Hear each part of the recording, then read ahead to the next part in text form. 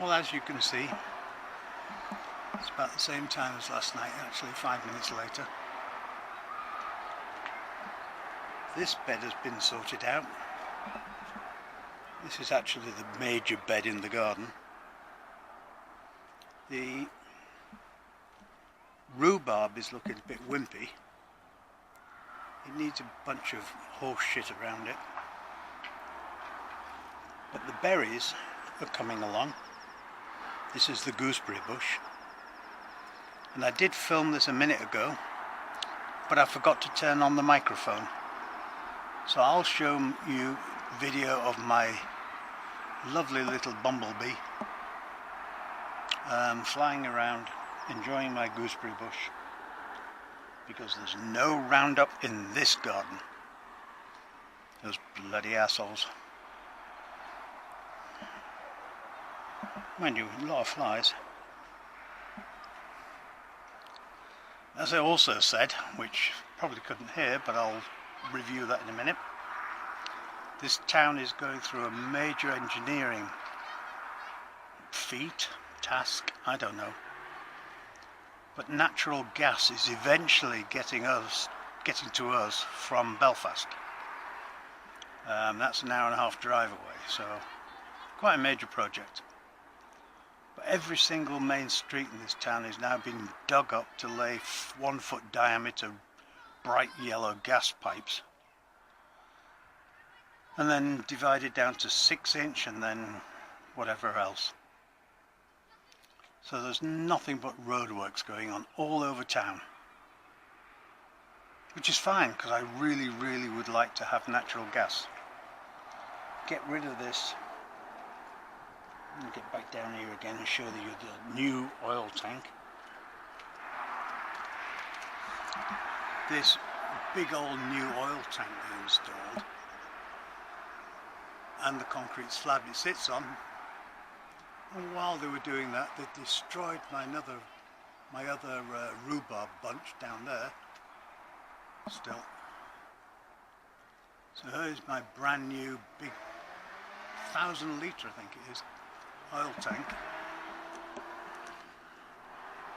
And of course, while they did all that, they took away all the weeds and shit surrounding it, so that was good.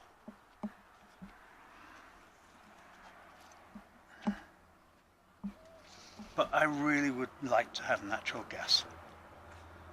One, in theory, it should be a lot cheaper, but who knows what they're going to charge for it. And two, my attic or loft is just full of water tanks, header tanks, copper piping, plumbing, and a shitload of stuff we don't need up there. Because if we had an unvented, on-demand gas water heater, you don't need all of that. Runs the central heating when necessary, boils the water when necessary, and does nothing when not necessary. But generally speaking, these unvented gas, on-demand gas boilers are mounted inside through an exterior wall to vent the fumes. Now, I don't have a whole lot of exterior wall. There's a bedroom, there's a bathroom, that is basically the adjoining wall. There's the bathroom wall to the back door to the kitchen window. So this is probably the only place they could have installed the on-demand gas boiler. Unfortunately, on the other side of that wall sits my refrigerator on the countertop, because below it sits my dishwasher. Oh well.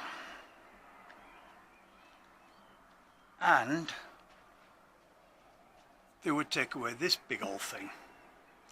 Now this is an enormous cabinet with an extremely small oil-fired boiler in it.